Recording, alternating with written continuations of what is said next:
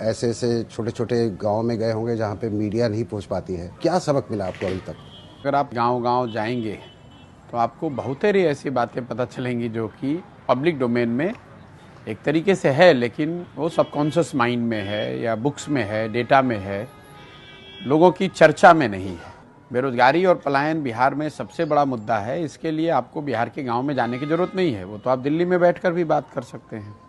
लेकिन जब गांव में आप जाते हैं तो आपको इन समस्याओं की विकरालता का, इसके सामाजिक आर्थिक पहलुओं की समझ बनती है। जैसे पलायन है, सामान्यतः लोगों की समझ ये है कि बिहार में पलायन बहुत बड़ा मुद्दा है, लेकिन इससे ज़्यादातर गरीब लोग प्रभावित हैं क्योंकि लोग बाहर मजदूरी करने जाते हैं। लेकिन जब आप गांव में जाएंगे तो आपको पता चलेगा कि ये ऐसी समस्या है जिससे समाज का कोई वर्ग अछूता नहीं है।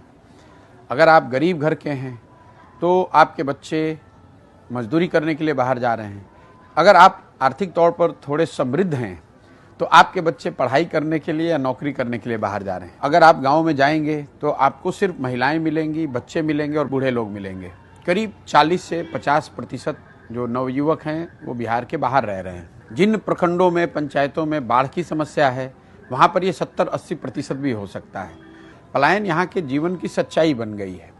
इसका सामाजिक पहलू ये है कि लोगों के मन से धीरे धीरे, चूंकि इतने लंबे समय से पलायन इतना बड़ा मुद्दा रहा है, परिवार की जो संकल्पना है वही खत्म हो गई है। शायद ही कोई गांव में आपको ऐसा घर मिलेगा जिसमें ये 3 पीढ़ियों के लोग साथ में रह रहे हों। तो इसका कोई राज्य सरकारें जितनी आई हैं उनकी पॉलिसी में कोई झलक है कि इसका समाधान कैसे? नहीं, बिल्कुल नहीं है, क्योंकि देखिए सरकारों में इसकी झलक तो तब दिखेगी जब समाज में वो चेतना आए, समाज में ये मुद्दा बने, तभी। देखिए राजनीतिक मुद्दा तो वही बनता है जो समाज में मुद्दा होता है। समाज में एक तरीके से इस बात की स्वीकार्यता हो गई है कि जो हमारा बच्चा बड़ा होगा, जवान होगा तो वो बाहर नौकरी करने जाएगा, और लोगों ने उसको अपने जीवन की सच्चाई मान ली है।